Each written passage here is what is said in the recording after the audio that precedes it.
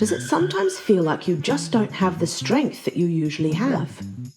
Maybe you can't lift as much at the gym, or perhaps you just can't open that stubborn jam jar in the kitchen. Does it feel like someone's put the handbrake on your muscles? This idea of having a handbrake on your muscles may actually be more real than you think. Well, maybe not a handbrake in your muscles, but a handbrake in your brain, which is what controls your muscles and tells them to contract. Let me explain this a little further by telling you about a study that looked at how chiropractic care may help release the handbrake in your brain. First of all, though, let's look at why scientists may be interested in how chiropractic care may change the way your brain controls your muscles. The answer to this is really simple. Over the last few years, a number of studies have shown that when you get adjusted by a chiropractor, it can make you stronger. One study reported in a group of students who received chiropractic care that they were actually able to produce 16% more force in their leg muscle after a chiropractor had gently checked and adjusted any dysfunctional spinal segments, or what chiropractors call vertebral subluxations.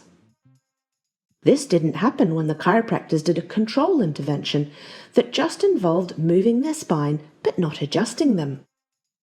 The same New Zealand group of researchers followed up this study in elite taekwondo athletes, and again showed that even in a group of elite, highly trained athletes, a single session of chiropractic care can improve their strength and prevent fatigue. And now they've even shown that chiropractic care can help improve strength in patients who've had a stroke. But what does this have to do with handbrakes in the brain, you may wonder? Well, in a new study by the same team of researchers, they wanted to see if chiropractic care resulted in an increase in the way the brain could drive the muscle in the subject's arms. To do this, they measured the participants' biceps muscle strength, and they measured something that's called central inhibition before and after a single session of chiropractic care, or just moving their heads around as a control intervention. This central inhibition measure is a bit like the brain's handbrake to the muscle.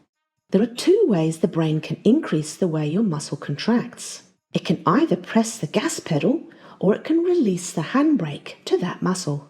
It's a little bit more complicated than this, of course, because the brain has many gas pedals and many handbrakes to every single muscle in your body. But the scientists wanted to know if a particular type of inhibitory handbrake changed after these subjects got adjusted. The technical term for the method they used to record this type of inhibition was TMS twitch interpolation technique, and it allows them to explore the way the participants' brains are driving their arm muscles. In other words, it measures the degree to which their brain was pulling the handbrake to that particular muscle. What they found was that there was a difference in the degree of central inhibition to the biceps muscle only after they were adjusted, compared to when they did the control movement of the neck. There was less inhibition, suggesting the brain had released the handbrake to the muscle after they got adjusted. So this may be one of the reasons why the previous studies showed that chiropractic care could increase strength, because maybe chiropractic care is reducing the central inhibition to your muscles, or in other words, releasing the handbrake to your muscles, making it easier for your brain to move your muscles and produce more strength. So if you feel like you've got a handbrake in your muscles or in your brain, maybe you should go see a chiropractor and see if they can help your brain release the handbrake so that your brain can more efficiently control your muscles and perhaps even help you get that jam jar open.